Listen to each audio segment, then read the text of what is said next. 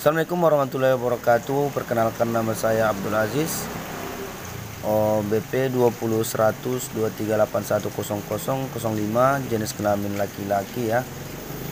Tempat tanggal lahir 4 Putih 28 Maret 1999.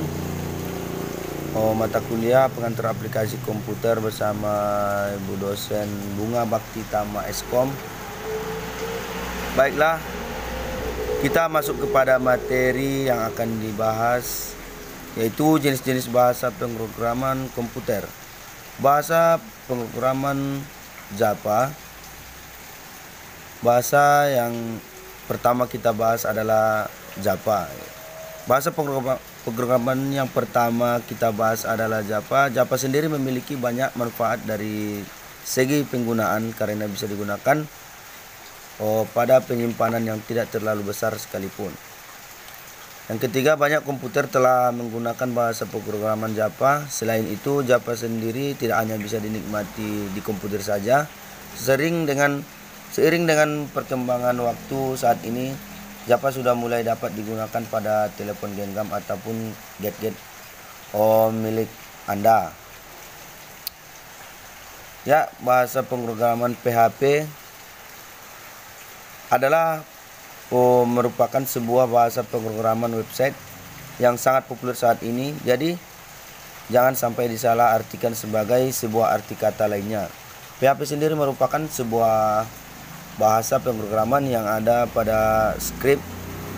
Pencipta dari bahasa pemrograman PHP ini bernama Rasmus Lerdorf pada tahun 1995. Sebelum seperti sekarang dulunya, PHP merupakan sebuah kumpulan dari skrip yang digunakan untuk mengolah form yang berasal dari web. Ya, masuk kepada jenis bahasa, yaitu bahasa pemrograman COBOL. COBOL sendiri merupakan sebuah bahasa pemrograman yang memiliki arti kata Component Language. Pada saat dibuatnya sistem ini, para ahli ingin menemukan sebuah penemuan atau karya terbaru mereka. Setelah mengalami masa percobaan, pada akhirnya ditemukanlah sistem COBOL ini. COBOL sendiri masih digunakan hingga saat ini. Penggunaan bahasa pemrograman COBOL sendiri berkaitan erat dengan sisi ekonomi.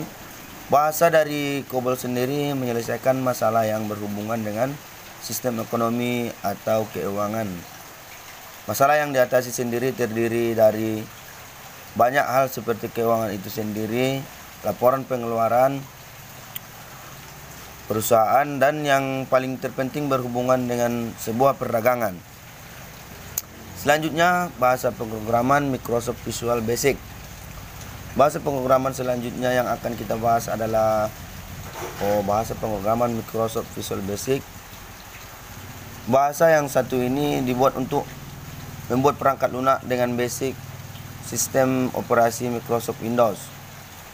Bahasa pemrograman ini merupakan turunan atau inovasi dari bahasa pemrograman sebelumnya. Selanjutnya, bahasa pemrograman C++.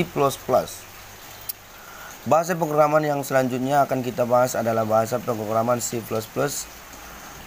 Yang satu ini memiliki nama yang cukup unik sebagai suatu sistem pemrograman. C++ sendiri merupakan salah satu bahasa pemrograman yang memiliki orientasi pada sebuah objek. C++ sendiri merupakan kepanjangan dari singkatan class.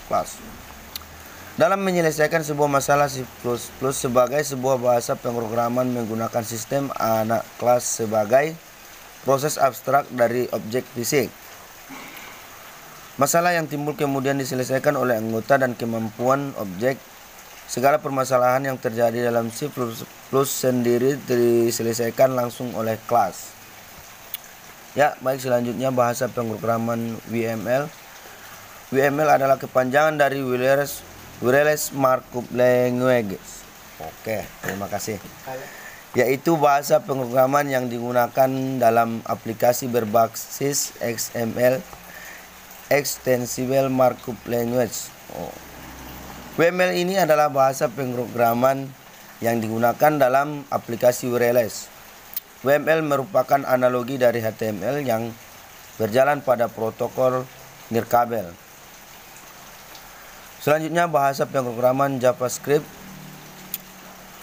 JavaScript adalah bahasa scripting yang handal yang berjalan pada sisi klien. JavaScript merupakan sebuah bahasa scripting yang dikembangkan oleh Netscape.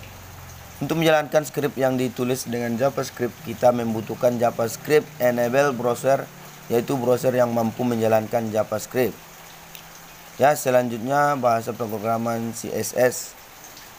Bahasa pemrograman CSS Cascading Style Sheets atau CSS adalah suatu bahasa style sheets yang digunakan untuk mengatur tampilan suatu dokumen yang ditulis dalam bahasa markup. Penggunaan yang paling umum dari CSS adalah untuk memformat halaman web yang ditulis dengan HTML dan XHTML. Walaupun demikian, bahasanya sendiri dapat dipergunakan untuk semua jenis dokumen XML termasuk SVG dan XUL. Spesifikasi CSS diatur oleh World Wide Web Consortium atau W3C. Iya, selanjutnya kita bahas bahasa pemrograman SQL. SQL sendiri merupakan sebuah singkatan dari kata atau istilah Structured Query Language. SQL sendiri sampai saat ini dipercaya sebagai sebuah bahasa pemrograman bagi seluruh server. Kemudian bahasa pemrograman C. Bahasa pemrograman C dibuat untuk pemrograman sistem dan jaringan komputer, namun bahasa ini juga sering digunakan dalam mengembangkan software aplikasi. C juga banyak dipakai oleh berbagai jenis platform sistem operasi dan arsitektur komputer. Bahkan terdapat beberapa compiler yang sangat populer telah tersedia.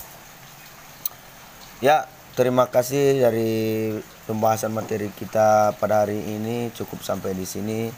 Jangan lupa like, share, komen, dan berikan sarannya terhadap channel ini. Terima kasih. Assalamualaikum warahmatullahi wabarakatuh.